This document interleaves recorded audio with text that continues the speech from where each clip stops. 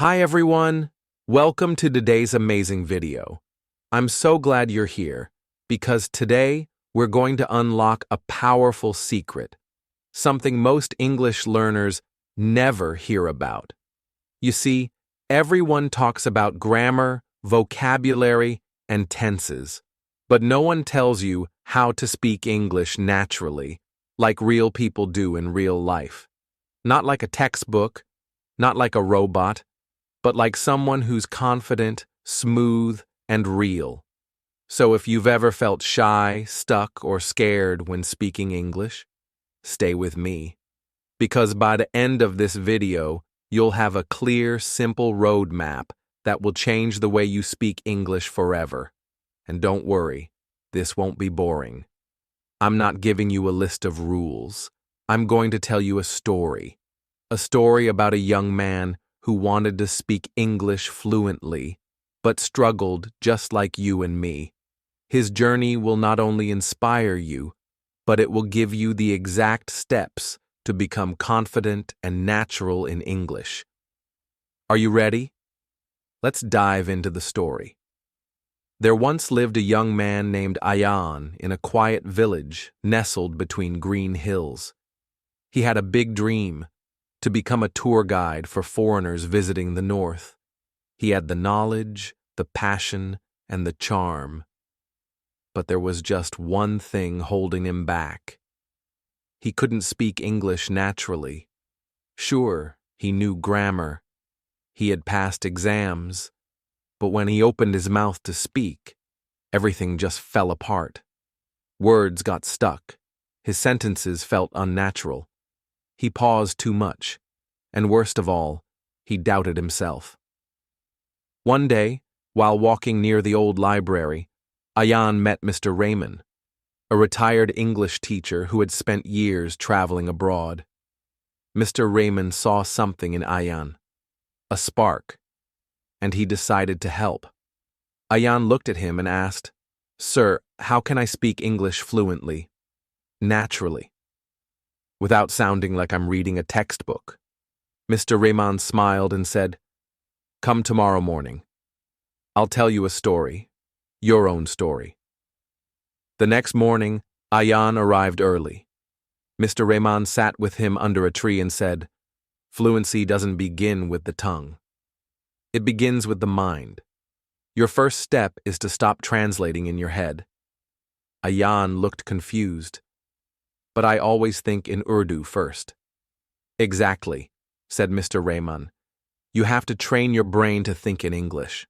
Start small. Don't try to speak like a professor. Just say simple things, like, 'I'm eating rice. It's raining outside. I am going to the shop.' Talk to yourself in English. Every morning, every night. Make English your inner voice." Ayan nodded. He began doing it, brushing his teeth and saying, "I'm brushing my teeth." Walking to the shop and thinking, "I'm buying eggs." It felt strange at first, but slowly it started becoming natural. Later, Mr. Raymond gave him a task. "Watch this short video clip from an English movie," he said. "Now repeat the lines, not just the words. Copy the rhythm, the tone, the pauses. Don't just understand it, imitate it." This was the shadowing technique. Ayan would listen, pause, and speak, again and again. At first, he sounded robotic, but over time, his speech became smoother. He wasn't just learning English, he was absorbing it. Then came another golden rule. Mr. Raymond called it the 3S method: short, simple, and slow. "Don't try to impress," he said. "Try to express. Say things clearly. Use simple words. Speak slowly." So instead of saying, "I had an incredible experience," Ayan started saying, "It was great. I enjoyed it. I felt happy. It was easy. It was natural." One evening, Mr. Raymond handed him an old phone. "Record yourself," he said. "Talk about your day, about your dreams, about the weather. Then listen to it. You'll hear your growth." Ayan started recording 1-minute voice notes daily. At first, He cringed at his own voice, but after a week, he smiled. He was getting better. Then they talked about vocabulary. "Stop memorizing word lists," Mr. Raymond said. "Feel the words. Use them in stories." So Ayan stopped cramming. Instead, he took 5 new words and made a short story out of them. It was a gloomy morning. I felt restless. So I took a long walk and saw a beautiful flower. It made me calm. That way, every word had a feeling, and that made them stick. Soon, Ayan brought his younger brother into his practice. They set a rule, 30 minutes a day, only English. At first it was funny. They laughed. They stumbled. But slowly, they created a small English world inside their home. And then came the real test. Ayan gave his first tour to a foreign tourist. He made a mistake. He said, "She go to the market yesterday." But the tourist just smiled and said, "I understand you." That's when Ayan realized, people don't care about perfect grammar. They care about connection, about confidence, and confidence comes from speaking without fear. Over the months, Ayan's English became natural. He didn't sound like a textbook, he sounded like himself. And that was powerful. Today, Ayan gives tours every week. He speaks, he jokes, he explains, all in English, not perfect, but powerful, natural, and real. So if you're listening to this and wondering how to speak English fluently, naturally, then remember Ayan's journey. Think in English, speak simply, practice shadowing, record yourself, use vocabulary emotionally, create a small English world, and above all, speak with confidence, not fear. Chapter 2. The Boy Who Knew All the Rules, but Couldn't Speak No. Zayn was excited but also nervous. Would this new approach work? He didn't know for sure, but he was willing to try. So, he started speaking English out loud every chance he got, whether it was to himself, to his friends, or even to strangers. He didn't worry if he made mistakes, because he knew that the more he spoke, the better he would get. Tip number 2. Stop overthinking every sentence. If you try to translate every word from your first language to English, it'll slow you down. English doesn't always follow the same structure as your mother tongue. You can't pause every second and think about grammar rules. Instead, let the sentence flow naturally. The more you practice, the more automatic it will become. Zayn used to worry about every little detail, but now he was letting go. For example, instead of stressing about whether he should say, "I am going to the store," or "I'm gonna go to the store," he just said it, with confidence. He didn't aim for perfection, he aimed for clarity and ease. He also realized that intonation played a huge role in sounding natural. The rise and fall of your voice, the way you stress certain words, that's what makes English sound alive. So he started paying attention to how native speakers talked. He noticed how they emphasized important words, how they used pauses for effect, and how they sounded relaxed. Tip number 3. Focus on intonation, not just pronunciation. Native speakers don't speak in a robotic, perfectly structured way. They flow. They have rhythm. Zayn learned that to sound natural, he had to start speaking with that same rhythm. When he practiced, he didn't just repeat the words. He sang the sentences in his head, trying to match the melody of how native speakers spoke. One of Zayn's best tools became shadowing. Shadowing means listening to native speakers and repeating what they say at the same time. It's like trying to copy their speech exactly as it is. This technique helped Zayn mimic the natural flow of conversations and practice speaking without thinking. He took English podcasts, TV shows, and YouTube videos of people having casual conversations, and he repeated what they said, exactly as they said it. Not only did this help him improve his speaking speed, but it also taught him phrases and expressions he wouldn't find in grammar books. He started to realize that language isn't about following rules. It's about communicating in a way that feels natural. Tip number 4. Use common phrases and expressions. Zayn also started paying attention to common phrases that native speakers use. Phrases like, "What's up? How's it going? I'm just chillin'." These weren't phrases he had learned in his textbooks, but they were a huge part of speaking naturally. By learning these, Zayn was able to sound more like a native speaker and less like a textbook robot. The more of these phrases he used, the more his speech began to flow. He noticed something else too. The more he listened, the more he started picking up on context and emotion. English isn't just about what words are being said, it's also about how they're said, when they're said, and why. Zayn began to understand that the context of a conversation makes a huge difference. It's not always about the perfect word choice. It's about understanding the message and delivering it with feeling. Tip number 5. Practice speaking with context and emotion. To speak naturally, you have to feel what you're saying. If you're practicing a conversation, don't just go through the motions. Really think about the emotions behind the words. Are you excited? Are you sad? Are you angry? Your tone will change based on how you feel. So don't be afraid to add some emotion when you speak. After several months of this practice, Zayn noticed something incredible. He wasn't just speaking better. He was speaking with confidence. The fear was gone. The hesitation was gone. Zayn was no longer the boy who froze up when someone spoke to him in English.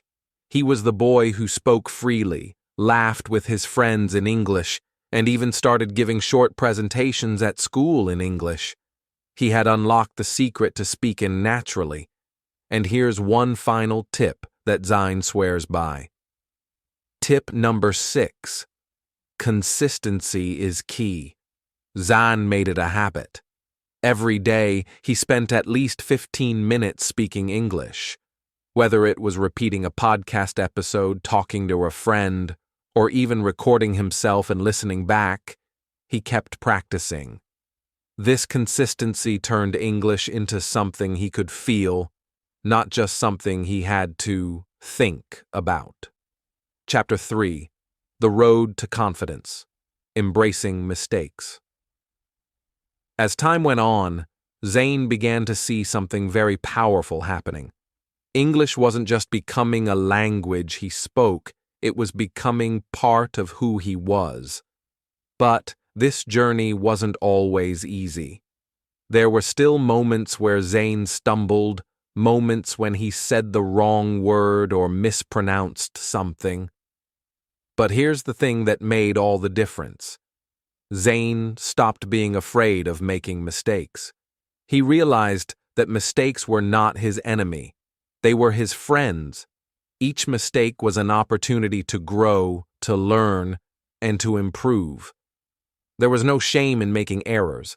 In fact, they were a sign that he was pushing himself to improve. And every time he made a mistake, he didn't let it stop him. Instead, he used it as fuel to keep going. Tip number 7. Embrace your mistakes. If you're speaking English and you make a mistake, don't stop. Don't apologize over and over.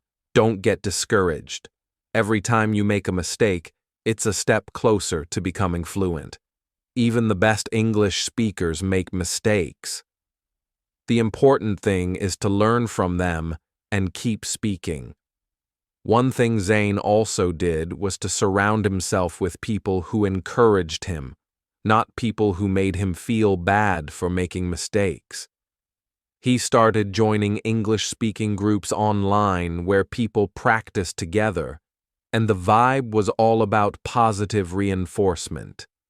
They helped each other, corrected each other gently, and celebrated every small win. This was crucial for Zane because it gave him the courage to speak without fear. Tip number 8. Surround yourself with supportive people. When you're practicing speaking English, you need a supportive environment. Whether it's a group of friends, a teacher, or a community online, having people who encourage you and correct you with kindness is key. They'll help you grow without making you feel embarrassed or self-conscious. Zane also began to realize the power of mindset. He understood that to speak English naturally, he had to change the way he thought about himself and the language. No more negative self-talk. No more thinking, I'm not good enough. He told himself, I'm learning and I'm getting better every day. He filled his mind with positive affirmations, and it transformed the way he approached his learning. Tip number 9. Have a positive mindset. When you believe in yourself, even when things aren't perfect, you'll start to see improvements faster. It's all about having patience and trusting the process. You might not be fluent today, but you're getting closer every time you speak. Another thing Zane realized was how important listening was to speaking naturally. He stopped seeing listening as a passive activity. He started seeing it as an active practice, something that directly affected his speaking. The more he listened, the more phrases, expressions, and pronunciations he picked up. It was like his brain was slowly programming him to speak the way native speakers do. He began to listen not just to the words, but to the pauses, the emotions, the rhythm of speech. He started noticing how native speakers would naturally use fillers like you know, or like to give themselves time to think. He started using them too, not because they were necessary, but because they made his speech sound more natural, like how real people speak. Tip number 10. Listen actively and observe natural speech. When you're listening to native speakers, focus on how they speak, not just the words they use. Listen for the rhythm, the pauses, the intonation, and even the little filler words. These things are what make language sound natural and flow. Zane also found that having conversations was the most powerful way to improve. He didn't just practice with books or apps. He actively sought out conversations with other people. Whether it was online or in person, Zane loved practicing with real people because it gave him a chance to apply everything he'd learned in real time. Tip number 11. Engage in real conversations. Textbooks and apps are helpful, but there's no substitute for having real conversations. When you speak with real people, you get a chance to practice in different situations, with different topics. The more you talk to others, the more comfortable and natural your speaking will become. Zane's English journey continued to evolve, and he soon found himself speaking with ease and confidence. Whether it was at school, with friends, or during casual conversations, English was no longer something he feared. It had become part of his daily life. Tip number 12. Use English in your daily life. To speak naturally, you need to use English every day. This doesn't mean you need to speak with a native speaker every minute, but you should find ways to incorporate English into your day-to-day routine. Watch English TV shows, read English books, and speak with friends in English whenever you can. The more you use it, the more natural it will become. Zain's story teaches us that speaking English naturally isn't about being perfect. It's about embracing mistakes, staying positive, and practicing consistently. It's about understanding the rhythm of the language and making it part of your daily life. And most importantly, it's about believing that you can speak English with confidence and ease. As Zain continues his journey, he looks back and smiles. He knows that no matter how many mistakes he makes, he's always improving.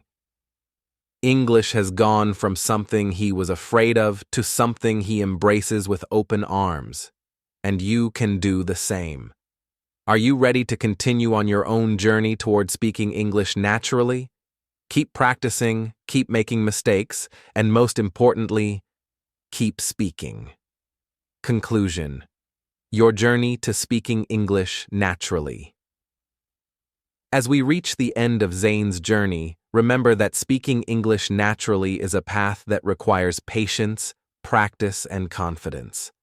Just like Zain, you too can make English a part of your life, embracing every step, every challenge, and every opportunity to improve. The key takeaways are simple. Practice every day. Embrace mistakes. Listen actively. And surround yourself with positive influences. Don't rush to be perfect. Focus on progress, not perfection. With time, you'll find yourself speaking English naturally, just like you've always wanted.